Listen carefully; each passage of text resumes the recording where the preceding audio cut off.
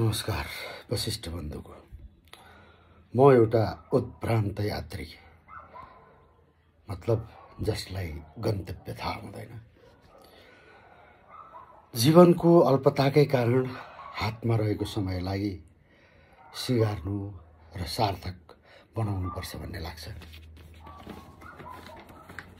म आज यहाँहरू समक्ष एउटा कविता राख्ने अनुमति चाहन्छु।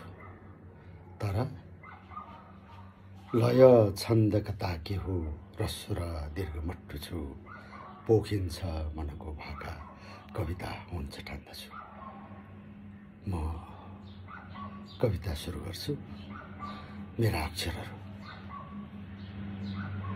पोहोर मेरा अक्षर फोहोरमा झरे, मैले टिप्न खोजे सकिन, दिगमिग लाग्यो।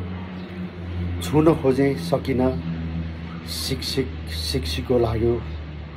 अलि पछि फोहोर सुक्यो, धुलो बलौटो केले छोप्यो।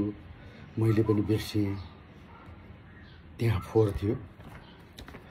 फोहोर सुकेर तल गयो, मेरा अक्षर माथि उक्लिए।